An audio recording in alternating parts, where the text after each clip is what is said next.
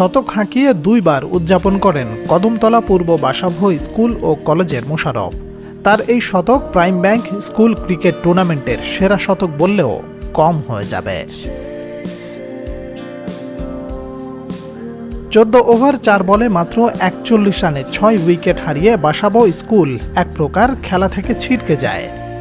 সবার ধারণা ছিল প্রথম ইনিংস শেষ হয়ে যাবে 17 রানের আগে, কিন্তু না, 7 নম্বর উইকেটে এসে মোশাররফ সবকিছু এলোমেলো করে দিলেন, দেখিয়ে দিলেন কিভাবে ঘুরে দাঁড়াতে হয়।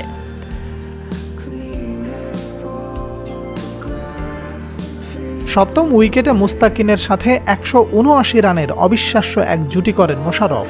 তাতেই স্কোর বোর্ডে যোগ হয় 286 রান। মুস্তাকিন 30 রানে ফিরলেও মোশাররফ খেলেন 148 রানের ছলমলে এক ইনিংস। তার ইনিংসটি সাজানো ছিল 9টি 4 ও 6টি 6-এর সাহায্যে।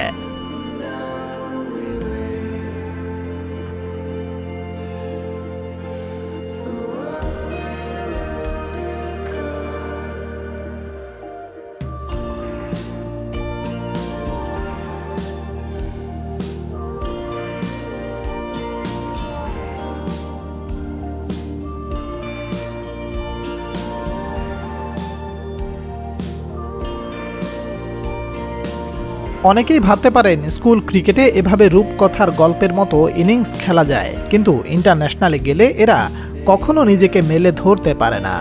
মনে রাখবেন, যে দেশের ক্রিকেটের পাইপলাইন বেশি মজবুত, তারাই বিশ্ব ক্রিকেটে নিজেদের আধিপত্য তত বেশি বিস্তার করেছে। স্কুল ক্রিকেট বলে ছোট করে দেখার কোনো সুযোগ নেই, কারণ ওরাই তো আগামীতে টিম বাংলাদেশের হয়ে সাকিব, তামিম, মুশফিক, রিয়াদদের যোগ্য উত্তরসূরি হিসেবে নিজেদেরকে বিশ্ব দরবারে মেলে ধরবে।